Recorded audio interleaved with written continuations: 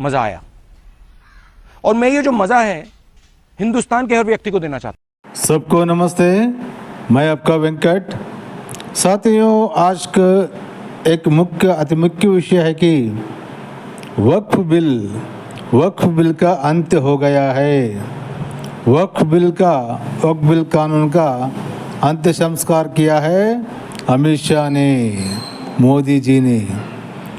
मोदी है तो मुमकिन है, अमित शाह मोदी है तो मुमकिन है। साथियों, आज बहुत शुभ दिन है कि भारत देश का एक कांग्रेस लुच्चा पार्टी ने वक्फ बोर्ड को इतना पावरफुल बना दिया था कि किसी की भी प्रॉपर्टी हो वो कब्जा कर ले, उसके पास कागज़ पत्तर रहे तो भी ना वो कोर्ट को जा सकता है ना कानून के पास जा सकता है। फिर उसी के पास जाना है जिसके पास वक्फ कानून जो बना के दिया ये कांग्रेस लुच्चा पार्टी, तो उसी के पास जाना। वहाँ पे पूरे मुसलमान लोग रहते हैं, वो लोग कब्जा करते हैं, वो लोग कैसे मानते हैं, है कि नहीं। देखो, कांग्रेस पार्टी को जड़ से उड़काड़ के फेंक देना है हमारे देश से। तो साथियों, हर एक हिंदू को समझाइए, क्योंकि ये वक्फ बिल का खिलाफ मुस्लिम बहन लोग ने मोदी का साथ दिया है, समझे।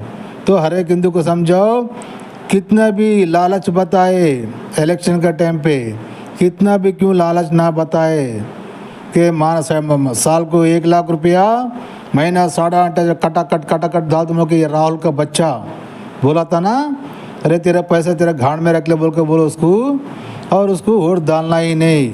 अगर तुम पैसे की लालच बताने के बाद पैसे की लालच के लिए वोट डाले, कल का दिन तुम्हारा प्रॉपर्टी पूरा कब्जा कर लेते हैं। सोच लो फिर, ठीक है। तो इस बात को हर एक हिंदू को समझाइए और ये वीडियो को लाइक सब्सक्राइब कीजिएगा, आपके बंधु मित्रों को भी शेयर कीजिएगा, ठीक है। चलो देखेंगे आज लोकसभा में राज्यसभा में क्या क्या हो गया है। हमारा टाइगर अमित शाह ने क्या कहा है, सुनेंगे। ने कराया, सदन के सदस्य बैठे हुए हैं, हाफिज साहब और सुनिए, जाकिर नाइक शांति का मसीहा सदन में सदस्य बैठे हुए हैं। जो माननीय सदस्य ने भी मेरे बारे में भी कहा है, मैं उनके निंदा करता हूं। माननीय सदस्य सुधांशु जी ने दिग्विजय सिंह का नाम नहीं दिया, अब वो खड़े होकर कहे मेरे बारे में कहा, इससे साबित हो गए। और अभी भी मौका है, आपने नहीं कहा है कि 26/11 के हमले में आरएसएस का हाथ था, तो अभी खड़े होकर माइक चालू कराकर बुलवा दीजिए। और आपत्तिजनक बात है, मैंने ये बात कभी नहीं कही है, ये आप लोगों का प्रचार है। मेरी गृह मंत्री जी, आप वहां पर जब गृह मंत्री थे, जब दंगे हुए थे, तो आप लोगों का क्या रोल था, ये जन जाएगा मिनिस्टर। इनको मेरा हुआ ऐसा है कि मैं ही दिखाई पड़ता हूं। आपकी सुनिए, अब सुनिए ना, दिग्विजय सिंह सुनिए, 1 मिनट सुनिए। दंगे शांत होने के बाद 18 महीने के बाद मैं गृह मंत्री बना, दंगा हुआ तब मैं गृह मंत्री नहीं था। मजा आया और मैं ये जो मजा है हिंदुस्तान के हर व्यक्ति को देना चाहता हूं। ने कई अद्भुत नजारे दिखाए। इस्लाम में जो काफिर से ज्यादा मुशरिक और शिर्क को बुरा माना गया, नहीं जो भगवान को माने ही नहीं। यहां देखिए, वो लेफ्ट के लोग जो कहते धर्म एक अफीम है, वो आज खुदाई खिदमतगार बन के खड़े हो गए। सोचिए कैसा बदलाव आया है। और सर, मुझे एक और चीज नजर आती है। एक पुराना गीत था, वक्त ने किया क्या हसी सितम। तो आज मैं कहना चाहूंगा, वक्त ने किया क्या हसी सितम कि मुस्लिम लीग और शिवसेना मिलके हो गए हम। और मैं कहना चाहता हूं, ये मुस्लिम लीग वो है जिसने सेपरेट इलेक्टोरेट की मांग की थी, और इस शिवसेना के उबाटा के हमारे इस सदन के एक सदस्य हैं। और सर, हमारे साथ मुरली जी बैठे हैं, मुरली देवड़ा जी ने मुझे याद दिलाया, मिलिंद देवड़ा जी ने याद दिलाया, उन्होंने कहा एक जमाने में उन्होंने कहा था मुस्लिमों की नागरिकता छीन लेनी चाहिए। इसीलिए मैं कह रहा हूं, वक्त ने किया क्या हसी सितम, ये दोनों मिल हाँ साथियों, सुना ना, ये INDA गठबंधन बनाया था ना, अरविंद केजरीवाल, कांग्रेस, अन्ना DMK को स्टालिन, तो ये सब हमारा देश के दुश्मन लोग हैं, ये पार्टी का है। तो सोचिए साथियों, सबको बताएगा कि ज़िंदगी में कभी भी वो हिंदू हो या कोई हो, कांग्रेस को वोट डाले तो समझो अपना प्रॉपर्टी का पूरा खो जाओगे। बहुत से मुस्लिम भाई लोगों का प्रॉपर्टी भी छीना है ये वक्फ बोर्ड ने, वो लोगों को, मुस्लिम लोग ने कोई नहीं, बहुत से मुस्लिमों का प्रॉपर्टी भी छीना है। देख लो आप लोग, बहुत से मुस्लिमों का साथ दिया है मोदी का। सोचो, देश अच्छा रहना है, मुस्लिम लोग सब लोग अच्छा रहना है तो BJP को वोट डालो, देश अच्छा रहेगा। अगर कांग्रेस को वोट डालोगे तो समझो तबाही तबाही हो जाएगा और खून खराबाई हो जाएगा। ठीक है, चलो आगे अमित शाह जी ने क्या कहा सुनेंगे। ये फोन ऐसे रखा हुआ है, एक दिन मैं न रहूं तो पता नहीं चोपड़ा पहले से क्या होगा। हेलो सेठ जी, आप कैसे हैं? बढ़िया हूँ। मैंने ये जानने के लिए फोन किया था आके लड़की देखने कब आऊं? अरे भाई, हेलो हेलो, आई एम काला। मैंने क्या बोला कि गोरा है? तू करता क्या है? अंधा है क्या? दिखते नहीं, कॉफी पी रहा हूँ। कर्नाटक में जो कांग्रेस की सरकार है, मैं उसकी आपको बता रहा हूं, कर्नाटक की कांग्रेस सरकार ने बाकायदा एक साल में मंदिरों से 445 करोड़ रुपए की कमाई करी। 445 करोड़ रुपए कर्नाटक की कांग्रेस सरकार ने, और इन 445 करोड़ रुपए में से 330 करोड़ रुपए, ध्यान से सुनिएगा, 445 करोड़ रुपए मंदिरों से लिए गए और 330 करोड़ रुपए मस्जिदों पर, चर्चों पर, वक्फ बोर्ड पर खर्च किए गए। तो यह कौन सा सेकुलरिज्म है कि मंदिरों से आपको कमाना है, वक्फ बोर्ड पर खर्च करना है, आपको चर्चों पर खर्च करना है, आपको मस्जिदों पर खर्च करना है। तो कमाई करने के लिए आपको जो है हिंदुओं के मंदिर मिलते हैं और फिर गालियां भी आप हिंदुओं को ही दोगे कि भैया कुंभ में नहाने से कौन सी गरीबी जाएगी, मंदिर बनाने से क्या होगा, और घंटी बजाने से, मंदिर के घंटी तो वो बजाते हैं जिनके पास बुद्धि नहीं होती। ऐसे तमाम उदाहरण मेरे पास एक से एक बड़े हो रहे हैं। तो सुनो ना साथियों, कर्नाटका कांग्रेस गवर्नमेंट, सिद्धरामैया, मल्लिकार्जुन खड़गे, ये लोग हिंदू मंदिरों से 45 करोड़ रुपया पैसा कमा के 350 करोड़ रुपया क्रिश्चियन को, मुस्लिम्स को बांटा है ये कांग्रेस कम्युनिस्ट पार्टी ने, समझे। तो अब तो आंखें खोलो हिंदू, हर एक हिंदू कांग्रेस को कभी भी भूल चूक से भी वोट नहीं डालना, इससे जड़ से उकड़ के फेंक देना है। ठीक है, चलो आगे देखेंगे। अभी कल राज्यसभा में वक्फ बोर्ड के साथ क्या हो गया, अमित शाह जी ने कैसा जवाब दिया, देखेंगे। हमारे यहाँ एक बहुत महत्वपूर्ण पर्व होता है जहां से सूर्य अपनी गति बदलता है, वो क्या होता है? मकर संक्रांति।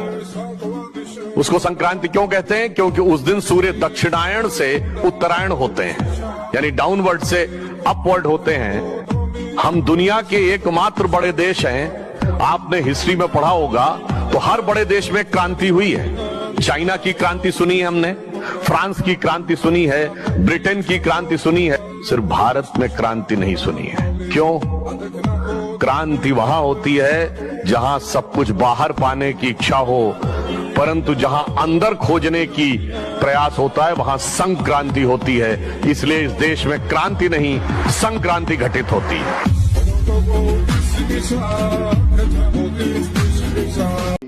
इसको भी कोई चुनौती नहीं दे सकता। मान्यवर, मुझे ये बताओ कि अभी अभी फैशन है संविधान लहराने की, ये संविधान के हिसाब से सरकार का या किसी भी निजी संस्था का कोई भी फैसला मान्यवर कायदे की कोर्ट से बाहर कैसे हो सकता है? कोई भी फैसला हो, ये देश की अदालत वो फैसले तक रीच नहीं रखेगी। नागरिक ग्रीवेंसेस लेकर कहां जाएंगे? जिसकी भूमि हड़प कर ली गई वो कहां जाएगा? ऐसा नहीं चलेगा। आपकी वोट बैंक के लिए आपने किया था, हम खारिज कर रहे हैं, हम खारिज कर रहे हैं। ऐसा नहीं चलेगा। अदालत में जाइए, जिसको ग्रीवेंसेस है इधर और साइड से, और अदालत न्याय करेगी। न्याय के लिए तो अदालतें बनी हैं। और मान्यवर, यहां एक सदस्य ने तो कह दिया, माइनॉरिटी इस कानून को स्वीकार नहीं करेगी। क्या धमकाना चाहते हो भाई? संसद का कानून है, सबको स्वीकार करना पड़ेगा। स्वीकार नहीं करेंगे मतलब क्या है? कैसे बोल सकते हैं कोई? हम कानून को स्वीकार नहीं करेंगे। एक कानून भारत सरकार का है, हर एक पर बंधन करता होगा और इसको स्वीकार करना पड़ेगा। मान्यवर, ये हमने तो खैर वक्फ को छेड़खानी नहीं की। वक्फ बोर्ड और वक्फ परिषद के अंदर बदलाव किया है, मगर वक्फ के लिए भी क्या क्या जजमेंट आए। सैयद फजल पुकोया थंगल बनाम भारत संघ 10/11/28 को केरल उच्च न्यायालय ने उन्होंने कहा वक्फ बोर्ड एक स्टैट्यूटरी बॉडी है, यह मुस्लिम समुदाय का प्रतिनिधि निकाय नहीं है। इसका फंक्शनिंग मान्यवर एडमिनिस्ट्रेटिव है। धार्मिक क्रियाकलापों को तो वक्फ ने करना है, चाहे कब्रिस्तान हो, चाहे दरगाह हो, चाहे मस्जिद हो, चाहे चैरिटी का काम, वो वक्फ बोर्ड को नहीं करना है भाई। ये केरल हाईकोर्ट ने किया। इलाहाबाद हाईकोर्ट ने भी, उसने तो मुतवल्ली तक भी कहा है। अगर हम मुतवल्ली तो जो धर्म का है वही रखेंगे।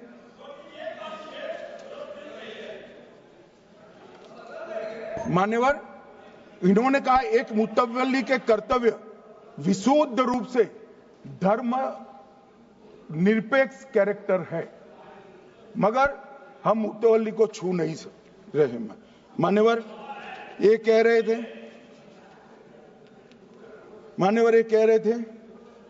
कि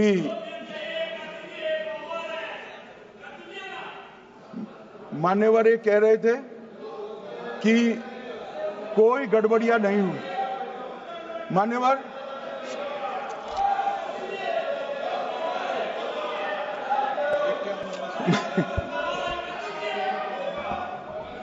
मान्यवर 2013 में अन्यायी कानून आया। भाई करने, थोड़ा शांत हो जाइए। ये 26 के कारण डरे हुए हैं और कुछ कारण नहीं। चुनाव जो है ना अक्टूबर में, 25 में जो चुनाव है इसके कारण डरे। मान्यवर, भाई बैठ जाओ।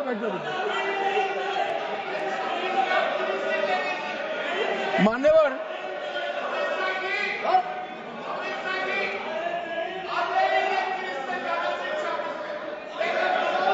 बैठ जाओ। बंगाल में आकर कहूंगा ये राजनीतिक हिसाब किताब का अखाड़ा नहीं है। छाती पर ठोक कर कहूंगा, ज्यादा सिखाएंगे।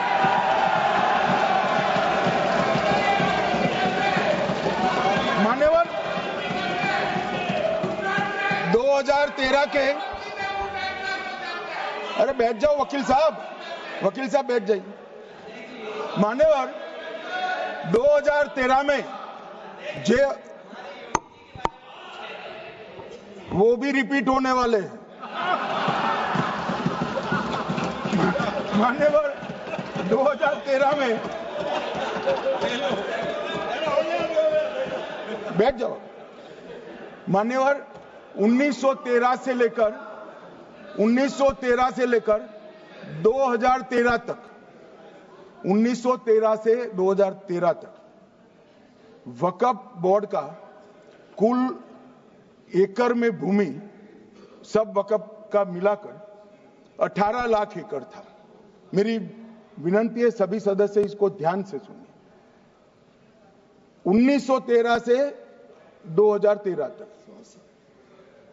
18 लाख एकड़ और 13 से 25 तक एक कानून बनने का परिणाम क्या आया?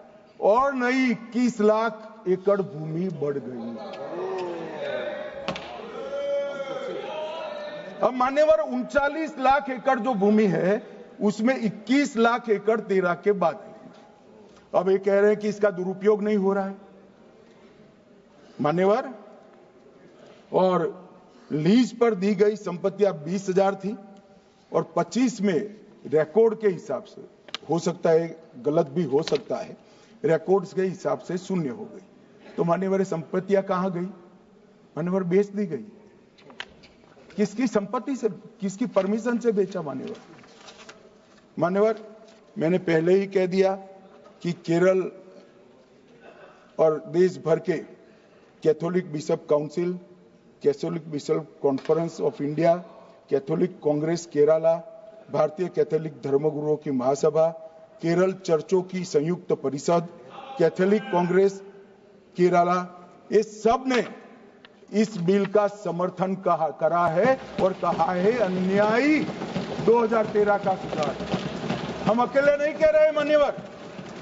और मान्यवर इसी एक्ट में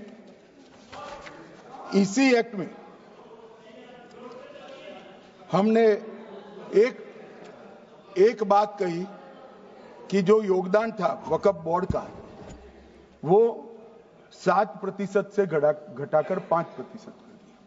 मान्यवर अब ये जो कह रहे हैं ये मुसलमान भाइयों के हित में कह रहे हैं, जिसका विरोध कर रहे हैं, या अहित में? अगर 7 से 5% हमने कम किया तो ये कहां जाएगा? वो वक्फ में रहेगा। वक्फ बोर्ड का कम किया है। जो मस्जिद चल रही है उसको हमने 2% बढ़ाया है। ये उल्टा समझ रहे हैं मान्यवर। ये बिल जमीनों की सुरक्षा प्रदान करेगी मान्यवर। किसी की जमीन अब घोषणा मात्र से वक्फ नहीं बनेगी, उसको प्रोटेक्शन मान्यवर। पुरातत्व विभाग और एएसआई की जमीन को हम सुरक्षा देंगे। आदिवासी भाइयों की शेड्यूल 5 और शेड्यूल 6 की जो जमीन है वो सुरक्षित हो जाएगी। निजी संपत्ति जो आम नागरिकों की है वो भी सुरक्षित हो जाएगी। और वक्फ करने के लिए स्वामित्व को दान तो साहब अपनी संपत्ति का ही कर सकते हैं, गांव की संपत्ति का दान नहीं कर सकते। तो वक्फ निजी संपत्ति से ही स्वामित्व के बगैर नहीं हो पाएगा। इसमें पारदर्शिता लाने के लिए सूचना की प्रक्रिया को दाखिल किया गया है। वक्फ बोर्ड की वक्फ की जो संपत्ति घोषित करने की अधिकार थे उसको समाप्त कर दिए। कलेक्टर से सर्टिफाइड कराना पड़ेगा और नए वक्फ पारदर्शी तरीके से पंजीकृत भी करने पड़ेंगे। रजिस्ट्रेशन के बगैर कोई संस्था नहीं चल सकती। और मुस्लिम ट्रस्ट अब तक के जो है उसको हमने इस जो माफ करना, कई सारे ऐसे मुसलमान भाई हैं जो वक्फ के कानून को अंदर दायरे में आना नहीं चाहते। मुझे मिले थे वोरा समाज वाले, वोरा समाज है, अहमदिया है, कई सारे ऐसे समुदाय हैं, सिया भी है, पसमंदाओं के भी कुछ ट्रस्ट हैं। वो सभी को मैं एक आनंद का समाचार देना चाहता हूं, अब मुसलमान भी ट्रस्ट एक्ट के अंदर अपना ट्रस्ट रजिस्टर करा सकता है।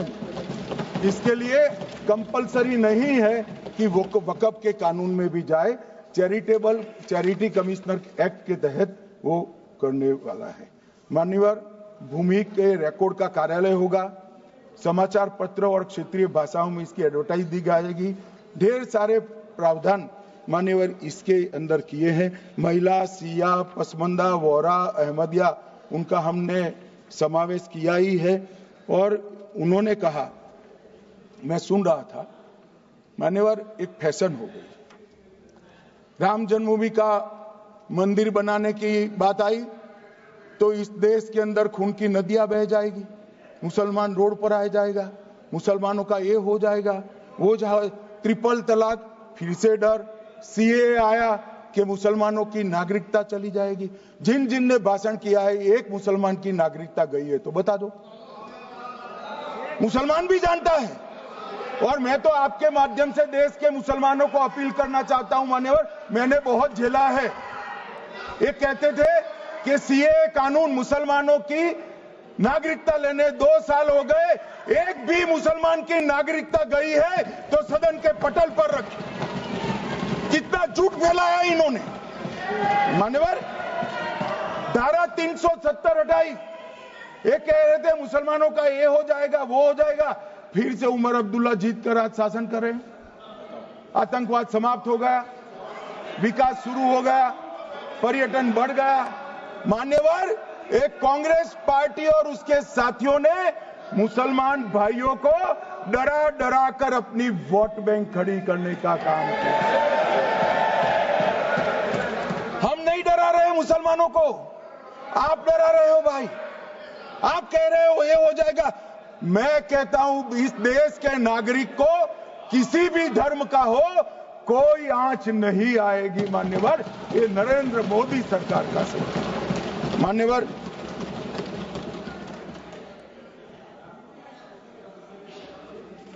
इनको मान्यवर ना पिछड़ों की चिंता है ना मुसलमानों की। ये सालों से जातिवाद और तुष्टीकरण इसके आधार पर काम करते हुए आए हैं और जातिवाद और तुष्टीकरण की राजनीति कर कर अपने परिवार की पॉलिटिक्स को आगे बढ़ाए हैं। मगर 2014 से मान्यवर जातिवाद, तुष्टीकरण और परिवारवाद को एक साथ नरेंद्र मोदी ने समाप्त कर कर विकास की राजनीति इस देश में प्रस्तावित।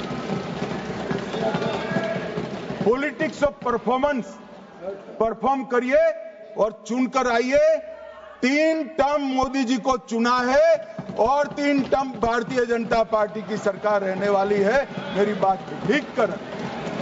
मान्यवर,